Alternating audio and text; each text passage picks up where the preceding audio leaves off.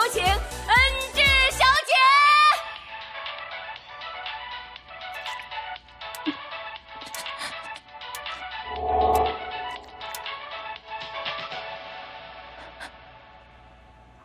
我去整容的话，也能变美吗？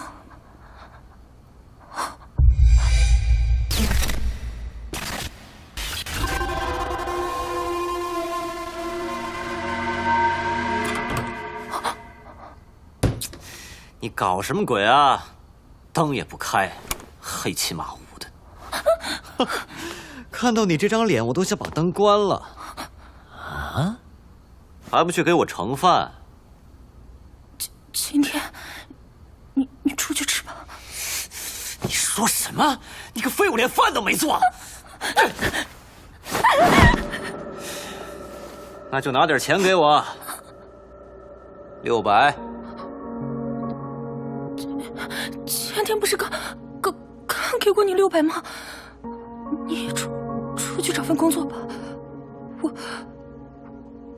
我想存点钱。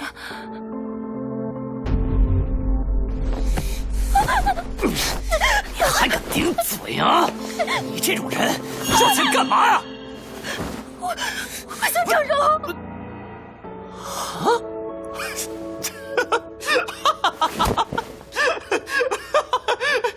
你整容？你撒泡尿照照自己配吗？整容也是要有基础的呀。哎，别浪费钱了，还是花在我身上吧。他叫金明哉，是我兼职的时候认识的。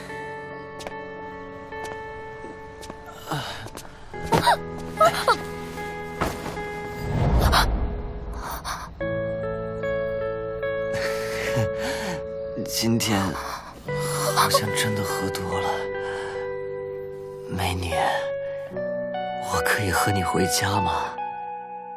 在那之后，他就成了我男朋友。他是这么告诉我的，我也是这么相信的。嗯？怎么，拿你点钱不乐意啊？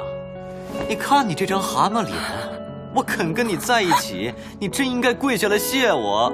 他总是用这样的话自杀，一刀又一刀。哎呦，喂，听见我的话了吗？把钱拿给我。